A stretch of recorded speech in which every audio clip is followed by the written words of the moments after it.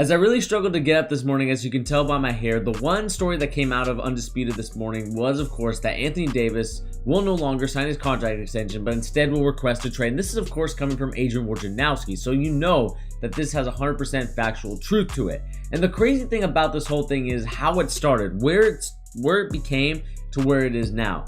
We all remember that Anthony Davis at one point said he wanted legacy over money. And then, of course, he had dinner with LeBron James after the Pelicans came to visit the Lakers. And we know that Rich Paul is a very influential guy along with LeBron James, and that can lead to a lot of people questioning whether or not this is tampering or this is some illegal maneuver. But one thing is for certain, and that's, of course, LeBron James, like I said. And I think Colin Cowherd puts it best. He's all for the player mobility. He created the player mobility to where it is right now. I mean, look at what Anthony Davis is doing. I think that this is, of course, a good thing for the LA Lakers, but at the same time, is this going to be another repeat of someone who wasn't patient and kept his pieces, but instead said, you know what, we're going to trade those pieces and we're going to bring in Anthony Davis? Because let's say you do have to trade for Anthony Davis. What are the Lakers giving up? That is going to be the biggest question because we don't know what the Lakers are going to give up. Will it be Lonzo Ball, Brandon Ingram, and Kyle Kuzma? We all know that recent reports came out that said that Lakers were willing to get rid of any pieces they wanted in order to get Anthony Davis. And will it happen by this trade deadline? I'm not so sure. I don't think it will because I think it's a lot of pieces, and I think the Pelicans are going to be a little stubborn about it. I think they're going to pull a Kawhi Leonard or a Kyrie Irving where they're just going to trade him away to a team that he doesn't want to go to. And I just think that because they're going to do it that way, Anthony Davis is going to end up on another team, and we'll see if he likes it or not. I mean, Paul George was the same situation, if we remember. The owner for the Indianapolis Pacers, I don't know why I say Indianapolis, like Indiana Pacers, didn't want to trade Paul George straight to the Lakers. He wanted to trade him to OKC, to another small market, and Paul George ended up liking it there. I think Kawhi Leonard could be in that same boat, but I think he probably will end up as an LA Clipper. I just think that it's very interesting right now in times to see how LeBron James' influential power can come into play here. Will LeBron James have a big influence to where the league kind of finesses a trade to the Lakers? I'm not so sure. I do think that the pieces that the Lakers are going to give up for Anthony Davis, they're adequate enough along with the first round pick, especially if Zubac, who Skip Bayless said that they should offer, isn't a bad player, but I still think that the Pelicans have enough bigs. I think you needed a point guard after Drew Holiday. Of course, you get Lonzo Ball, you get a small forward and either Brandon Ingram or Kyle Kuzma, which actually be a nice fit in New Orleans. It's just going to be a weird time right now, especially because Anthony Davis doesn't seem like the guy that'll come out and say, hey, I want to trade, because he seems like such a nice guy. He doesn't seem like a guy that'll just come out and be like, yeah, you know what, I'm sick of New Orleans, I don't even want to play here anymore. No, he's a guy that'll actually, shake your hand, kiss babies. I mean, he's just a nice guy. And I just think that that's the reason why I think Rich Paul had to break the news to Adrian Wojnarowski that he's not going to sign a contract extension, because I think Anthony Davis is fearful of the reaction of the New Orleans Pelicans fans and even just the fans of the NBA. How they're going to react when Anthony Davis says, you know what, I don't think I want to stay in New Orleans for my whole career. I think it's time for me to move on.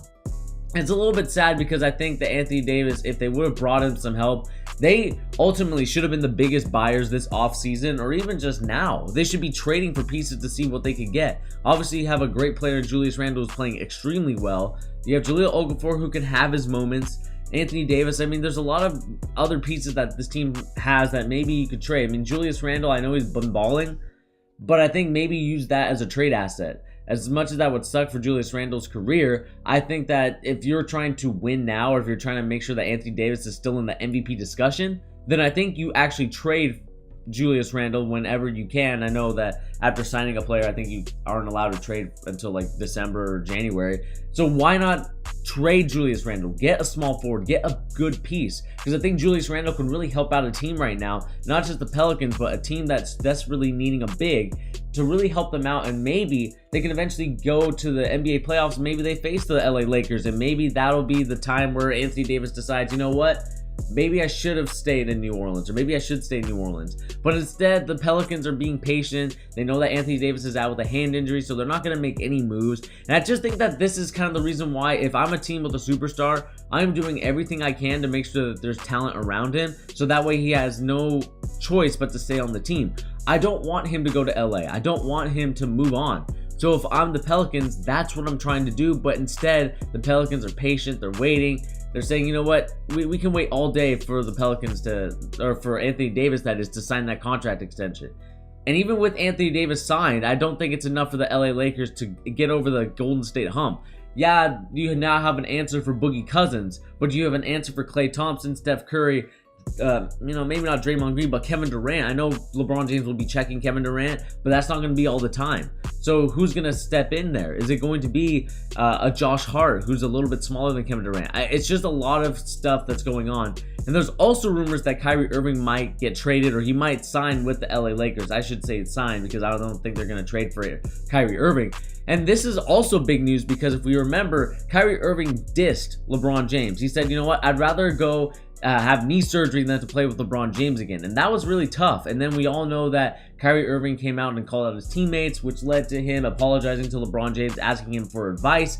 And now we're going to see that Kyrie Irving is now being tagged in an Instagram post by a song, Rewind. I'm not sure who sings the song, but LeBron James he tagged Kyrie Irving in that. And I just think it's just leading to this can of worms. Could we see a Kyrie Irving, LeBron James, and Anthony Davis team? That would be a crazy team to combat the Golden State Warriors. I just don't know if I really like it for the league to have two superstar facing powers in the Western Conference. I think I'm all for it if it's in the East, making sure that, one side is dominant and the other side is dominant as well. But instead, it's going to be the Western Conference the Western Conference Finals that's going to be a big draw. And who knows who's going to come out of the East, especially if it's not Toronto. Maybe even Toronto might be a little bit of a stretch. If it's not Boston, I think, in my opinion, then I don't think that the ratings are going to be there for the NBA. Obviously, people are going to think that, whoever wins the Western Conference Finals is going to win the championship. Even though Boston can play its butt off, and we'll probably talk about this in a different video of why the Celtics are struggling and why the crucial turnovers really cost the Celtics the chance to beat the Golden State Warriors and really put their name out there that they could be a contending team, even though they are now. But going back to the LA Lakers in this trade, like I said, I think that it's going to be good for LeBron James, but I'm just not sure it's going to be good for the league in terms of having a powerhouse in the Western Conference instead of having one in the East and one in the West. I just think that that'll be a lot more fun, and that'll be a lot more cooler in terms of LeBron James's meaning. Can he beat the Golden State Warriors in an NBA Finals, which he already did in 2016, but could he do it with another superstar team? And I think that that's what people would have rather watched than right now having the Lakers be kind of in this limbo state, especially if they sign Kyrie Irving and they trade for Anthony Davis. Will they be able to contend with the Golden State Warriors? I don't think that they'll have enough pieces for the bench, and it could end up being another Cleveland 2.0. That's kind of the problem with LeBron James, is that he trades for guys that he likes, and the problem is when you don't have LeBron James in that system, a LeBron James-like person in that system, then it just doesn't work. And we see where the Cavs are right now, where they're just struggling, trying to be in the lottery contention for Zion Williamson instead of trying to be contending for the playoffs. We all know that Colin Sexton isn't my favorite point guard. I know my boy Pete loves him a little bit more, but I just think that if the LA Lakers are to sign Anthony Davis, or if they were to trade for Anthony Davis, the bench would just be too poor, in my opinion, to even be contending against the Western Conference. Like, even just struggling against teams like the Utah Jazz, who are not playing particularly very well, even though, they've had their ups and downs this season, but I just don't think so. And then you got teams like the Denver Nuggets, you're not beating them. And then I would honestly think that the Minnesota Timberwolves series, if they were to get into the playoffs, because I'm not really sure about Minnesota, LA Lakers versus Minnesota, that could be a tight race decided by, superstars that really want it. We all know that Andrew Wiggins doesn't really want it as much, and we know that Karl-Anthony Towns can mail it in sometimes, but I'm sure playoff times, when it comes push to shove, they'll actually step up. But at the same time, I'm just not sure. This is going to be a tight race, and because of that, this is why I'm really cautious of the LA Lakers to trade for Anthony Davis, because although you will get a superstar in return, we saw how that happened in New York with Carmelo. I think it's going to happen the same way in LA.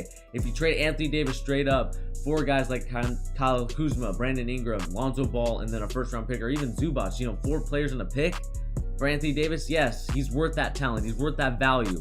But what is this going to do to the bench and the morale? What started off, if we remember, with the LA Lakers as a project, with Lonzo Ball saying, or with Magic Johnson, that is, to Lonzo Ball saying that his name will be in the rafters as a Hall of Famer. I mean, it's crazy to think that they drafted Brandon Ingram. We're like, we're going to be patient. We're going to see what we can get out of Brandon Ingram and build him up for the future, to now where it's like we're willing to trade our future for our now. And I just don't think that the now is good enough to beat the Golden State Warriors. I just don't think so. But anyway, guys, this is just my opinion on this topic that we talked about. Of course, Adrian Wojnarowski breaking the news that Anthony Davis will want to request a trade and will not sign the contract extension. Let me know in the comments down below, what do you guys think of this whole situation? If you are the LA Lakers, who would you trade for in this scenario? But anyway, guys, this has been your boy Bernie here on The Charge, giving the latest NBA news and rumors and also basketball opinions. And guys, if you haven't subscribed to the channel, I'm just asking you, why haven't you done it? Hit that subscribe button and also that notification bell to make sure you don't miss on our NBA content. And of course, I'll see you guys in the next video. Peace.